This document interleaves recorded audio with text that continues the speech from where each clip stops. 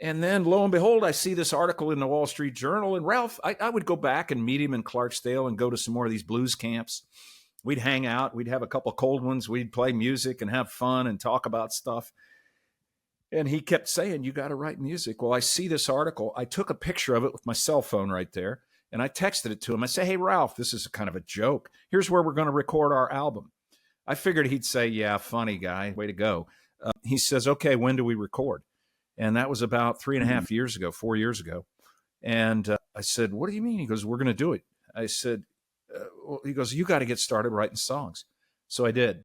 Before I'd really even finished the first song, we booked the recording studio in Muscle Shoals. And he said, we're going to get this thing to happen. He auditioned the session players. He's a producer. He has his own studio in Ventura, California, Ralph Carter. And I said, well, I'll write the lyrics. I can write. I'm a writer. That's what I am. I know that. And I said, and then we'll meet in 3 months in Clarksdale, Mississippi. I'll bring the lyrics. He goes, I'll bring a guitar. And we'll sit on a park bench or a picnic table or who knows, a rocking chair, and we'll make them into music. And we did. 3 months after that, we went to Muscle Shoals. We stayed for a week. It's a live-in studio where you live upstairs with the band and you hang out and have a good time. We recorded those songs, 10 of them.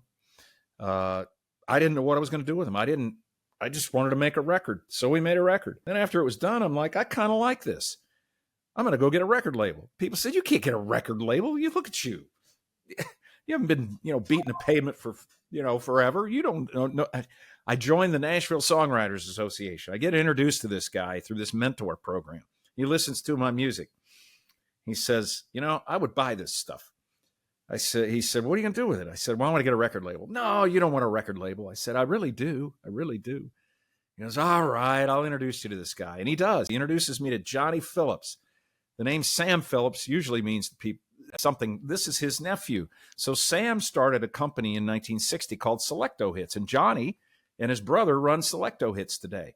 They're a big music distributor. And so Sam was a recording studio, but he thought, well, I'll ship records all over the world. That's what Selecto Hits was created to do.